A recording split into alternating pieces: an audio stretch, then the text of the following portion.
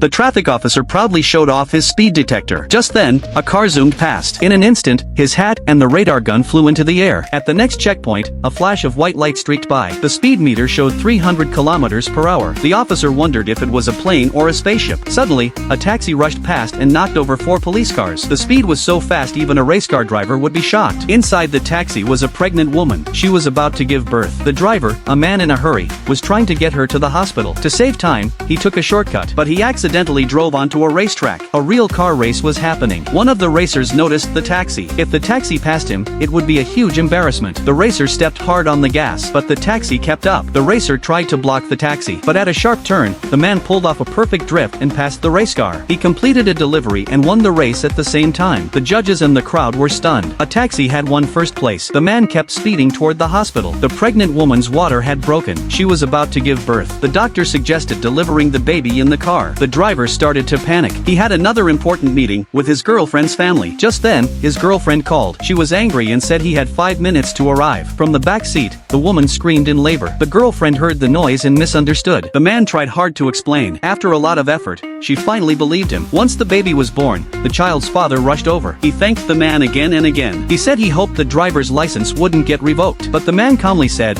"I don't have a license." The new father froze in shock. The driver then pulled off another slick drift and arrived at his girlfriend's house. It was his first time meeting her parents. He was nervous, but he had no idea her father was a retired general. The general had a serious face and said almost nothing. The man froze, then quickly walked up and shook his hand. He started complimenting him like crazy. Soon, the general smiled and looked pleased. At the dinner table, he drank a little too much. Then he stood up and started acting out his old war stories. The living room turned into a battlefield. Everyone listened with joy. Suddenly, the phone rang. It was a call from his driver. He was supposed to pick up a visiting minister from Japan. The general rushed out, but as the car reached the intersection, a truck crashed into it. The car was torn in two. Luckily, both men were safe. The man and his girlfriend ran over to help. The general stood up and said seriously, "We must get to the airport in 15 minutes. The man smiled. This was his moment to shine. He opened the car door and the general got in.